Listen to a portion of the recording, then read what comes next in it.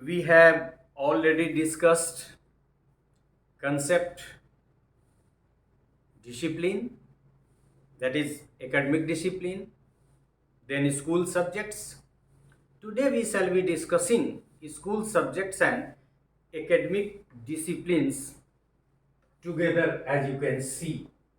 आज हम लोग मुख्य रूप से विद्यालय विषयों एवं अकादमिक अनुशासन को साथ साथ करेंगे।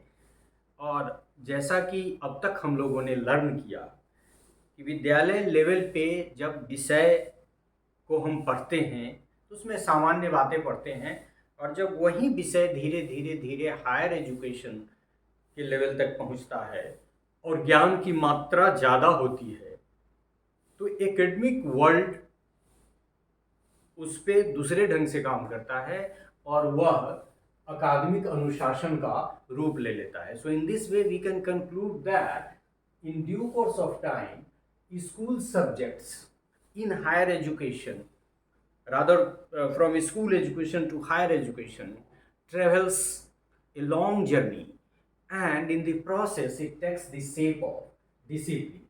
So there is a vital relationship and some difference between school subjects and academic discipline. और मुख्य बात जो इसमें है इतनी ही कि विद्यालयी विषय में सामान्य तथ्यों को हम लोग छोटे स्तर पे विद्यालय के की कक्षाओं में पढ़ते हैं, और वहीं जब उच्च शिक्षा में हम लोग जाके अध्ययन करते हैं तो वो अकादमिक अनुशासन का स्वरूप ले लेता है। बहुत आपका भी बैकग्राउंड तैयार हो चुका है और आज के लेक्चर में बहुत सारी चीज़ें आपको रिपीटिशन जैसा भी लगेगा, क्योंकि हमने पहले ही कहा कि एकेडमिक डिसिप्लिन और फिर स्कूल सब्जेक्ट्स पे हम लोग अलग अलग बहुत सारी बातें कर चुके हैं। आज हम लोग इन दोनों के बीच का डिफरेंस भी देखेंगे और फिर कई अकादमिक अनुशासन और स्कूल सब्जेक्ट्स को मिला के बहुत सारे फैक्ट्स एंड एस्पेक्ट्स को हम लोग कवर करेंगे। जैसा कि आप सभी जानते हैं और हम लोग रोज़ लेक्चर को पहले आउटलाइन करते हैं, तो let us outline the lecture. As you can see, we shall be discussing today school subjects and academic disciplines. Firstly, we shall try to learn about school subjects and academic discipline. Continued, continued, continued.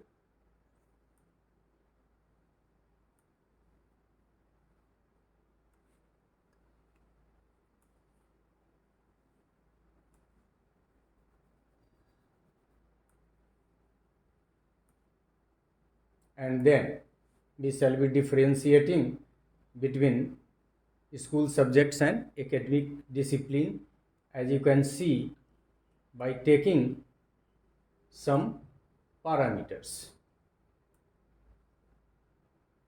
जैसे देख लें एक parameter यहाँ आपको दिख रहा होगा, AIIMS and objectives. इस तरह से बहुत सारे पैरामीटर के आधार पे हम लोग डिफरेंस करेंगे दोनों कंसेप्ट्स को, और ये तो हम लोग जान ही रहे हैं कि उनमें अंतर है, लेकिन वो आपस में संबंधित भी है।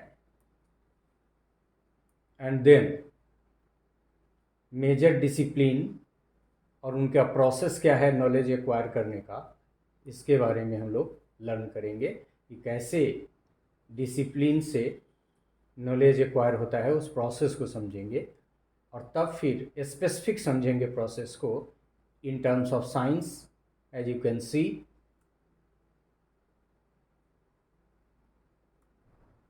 in terms of social science, in terms of mathematics, in terms of language.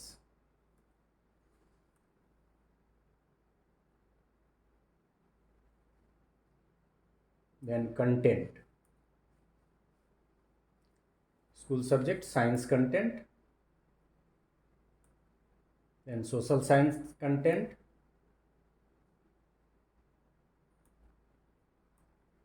then mathematics content,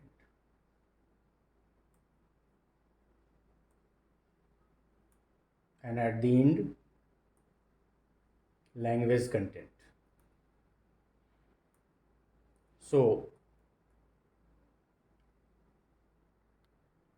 So, as you could see that we have outlined the lecture, and through the outlining of the lecture we have come to know that firstly we shall be knowing about school subjects and academic discipline, and afterwards we shall be differentiating between school subjects and academic discipline by taking certain parameters.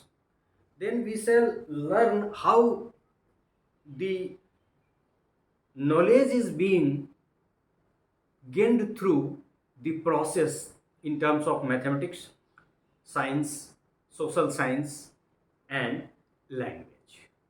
जैसा कि शुरू के lecture के माध्यम से हम लोगों ने देखा कि हम लोग 4 ही स्कूल लेवल पे उन्हीं 4 को लेंगे, और लैंग्वेज का भी क्षेत्र बहुत व्यापक है. यदि उसको एक्सटेंड करें डिसिप्लिन के रेस्पेक्ट में तो it will go a long way.